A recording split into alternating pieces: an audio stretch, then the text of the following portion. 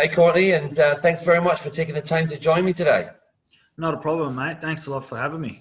Yeah, no worries. Now, I wanted to get you on because, as you might know, like Sam Unima, our CEO, she's been on Channel 7 a couple of times this week, and it's to do with the trolling issue that's, reared its ugly head, unfortunately. Now, you've done some work with TTS in the past, so what I wanted to do is, reach out and have a chat with you because you were involved in a similar incident some time ago, and so I was really keen to get your views on what has been going on the last few days. So, can I just start by asking you, can you describe the situation that you found yourself in towards the end of the 2015 season? Yeah, so it was the second last game of the year, and we were playing Richmond at the MCG, and I did a sling tackle, and had a big, obviously a big controversy. I got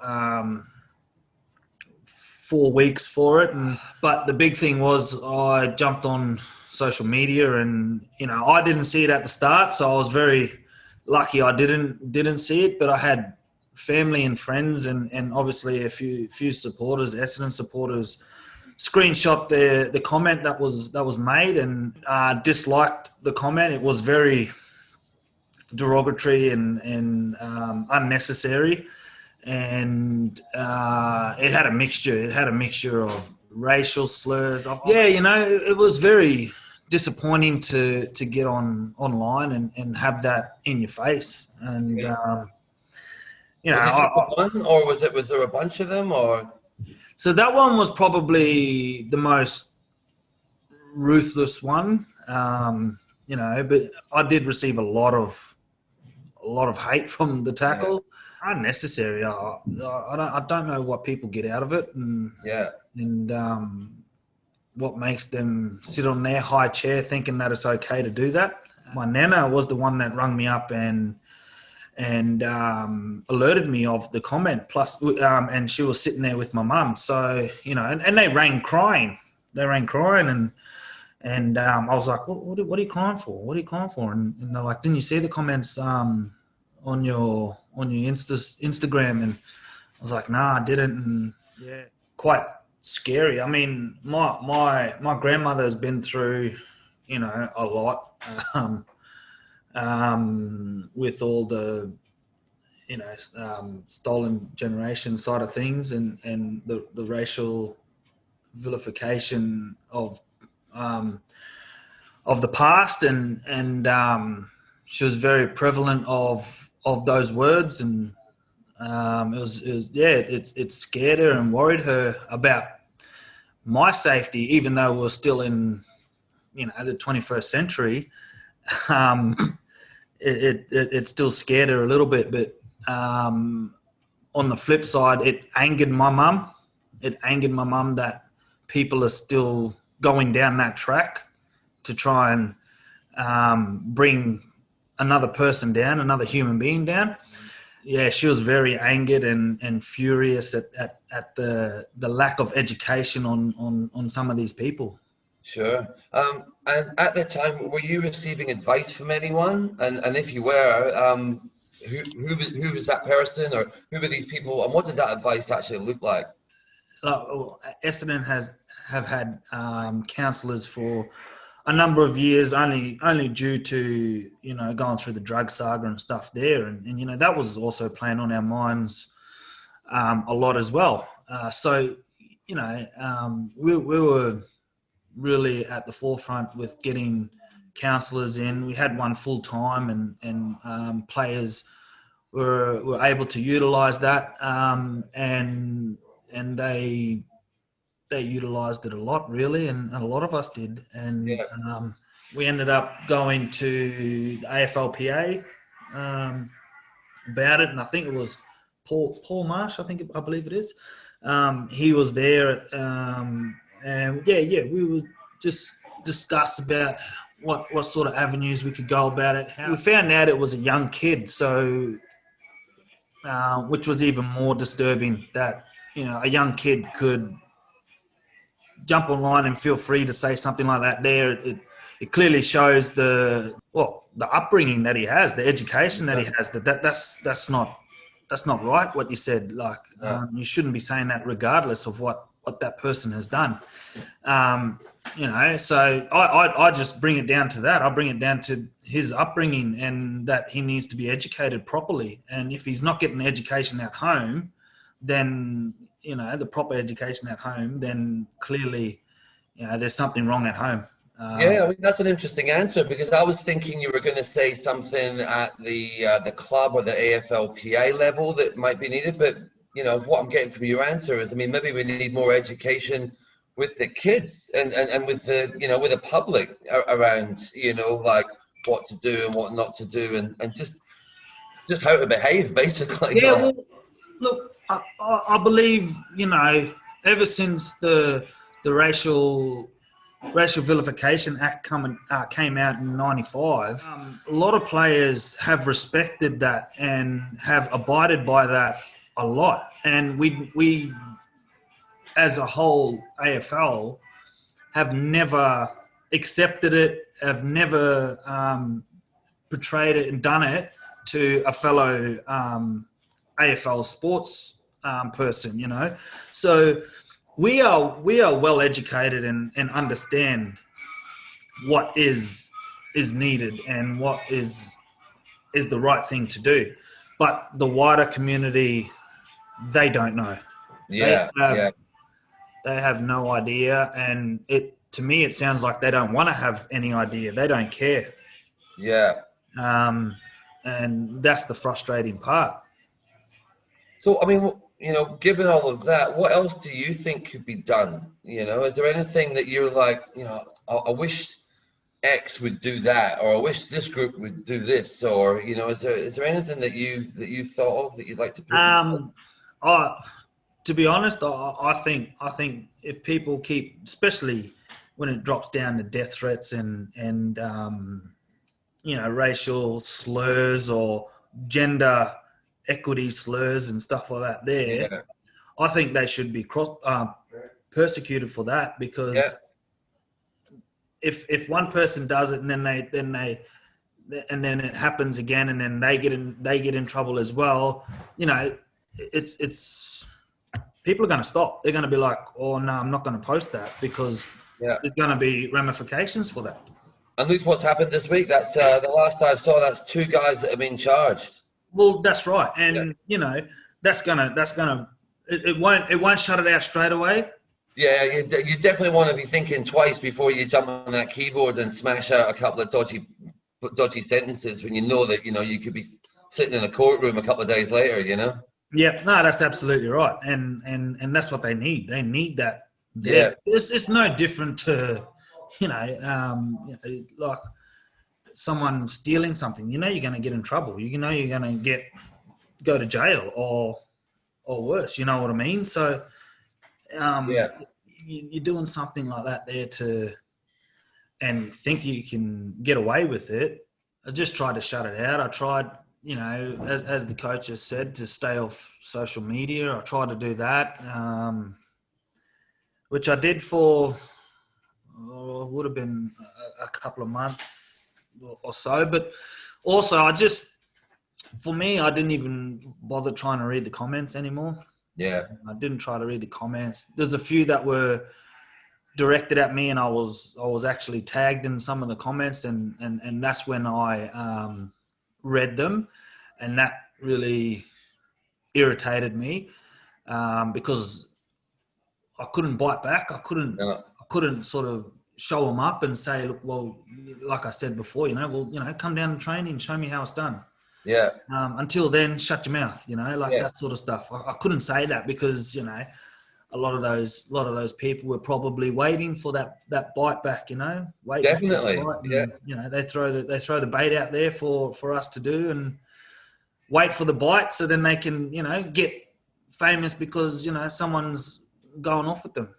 Yeah, I heard. I think Joe Rogan said that he just doesn't do Twitter anymore because he's just like the comments that people write. Yeah, I don't do Twitter anymore either. Like I'm on there, but I don't bother using it. I don't jump on there at all.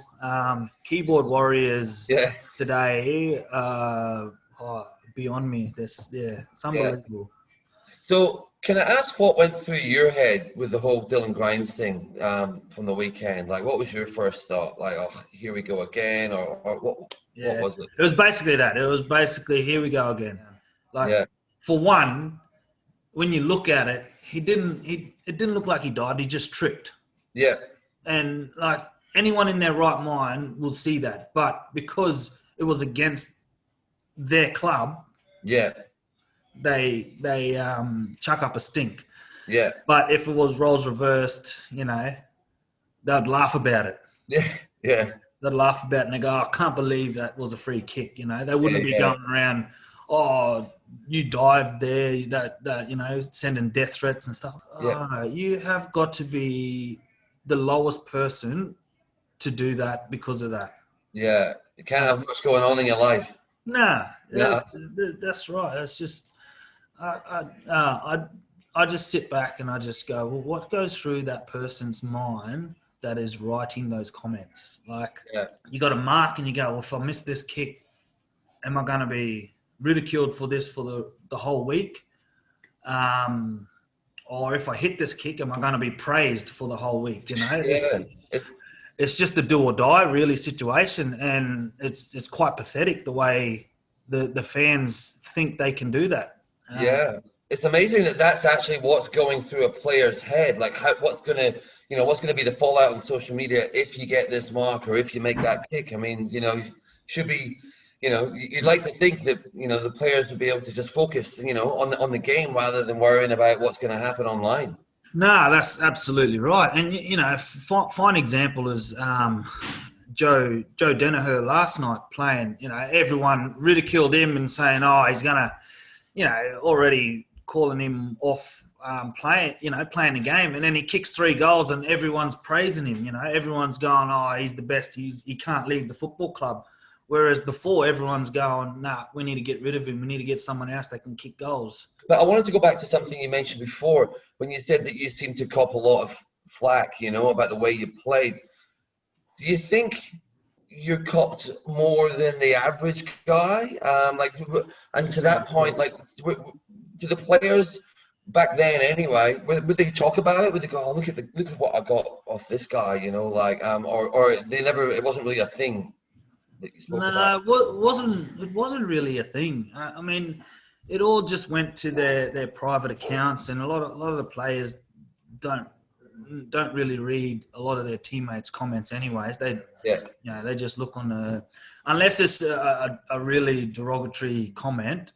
They don't really take notice of it, and the comments are more so on you know, like a Essendon page or something like that. There where they tend to feel that they can say anything really bad about people. And, you know, what sort of impact do you believe that these types of issues have on an individual's mental health? Massive. The games these days, well, even before, the game is played 99% in your head, between your shoulders. That the game is being played.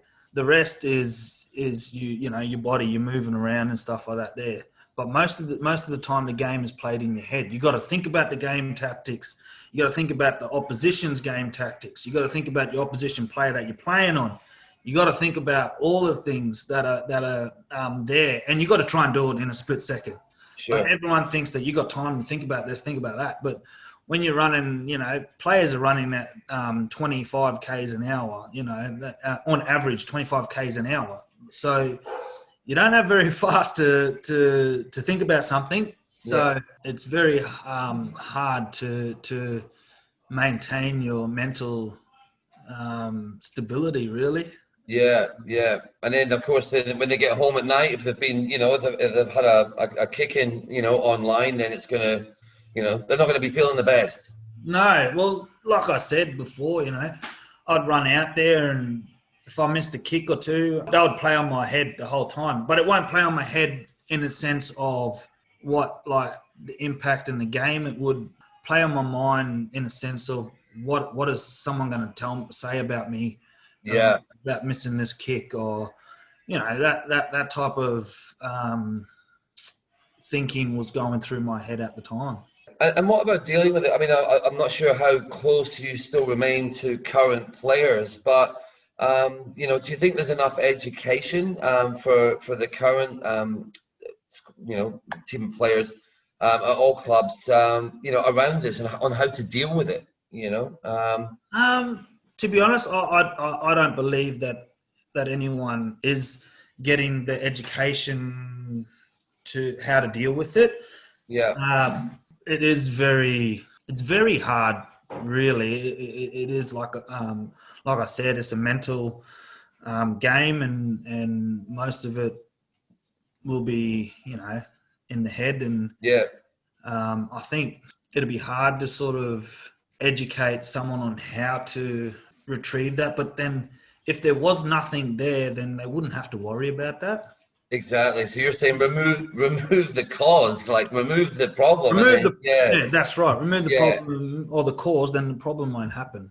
Yeah, no, for sure. I mean, I guess if I would think in some respects it would be good to have some sort of basic education for the players, just to say, look, if this happens, don't do this, do this, or just speak to this guy at the club or this guy at AFLPA, and he or she will take it from there. No, definitely. I think probably the steps to go about what you do when you receive some comment would be probably something that the players would be very grateful for, I think, because then they know that they've got people on their side, and that they've got confidence in what's going to happen in the process, so to speak.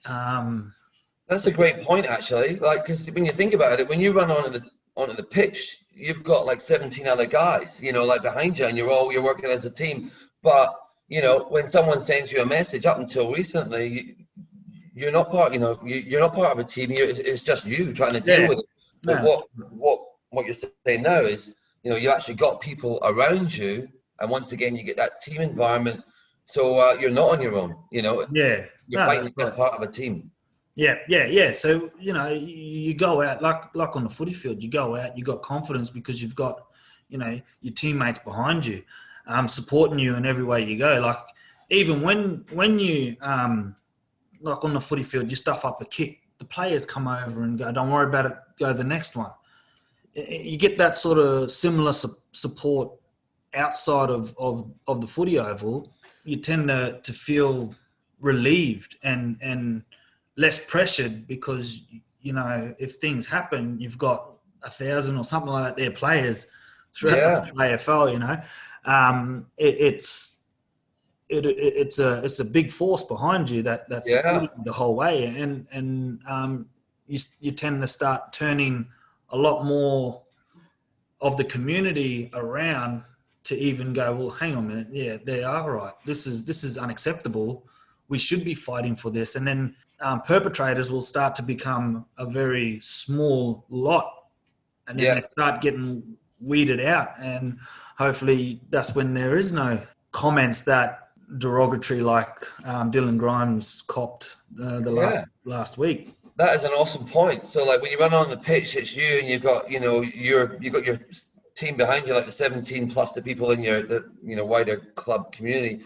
But in something like this, you've got the entire AFL group. So all your other players are all part of all fighting the same fight, basically. Yeah, and that's right. Because it doesn't just happen at one club; it happens at all the other clubs. Of course. And if we all stand united and help fight the cause together, just like the racial vilification, we stand together, we nut it out early, and nut it out together. We start to stand as a strong force, and like I said, those minority will start to weed themselves out because they don't have a platform to stand on, because if they bite, other people are just going to sort of bite back and start defending the players. Yeah.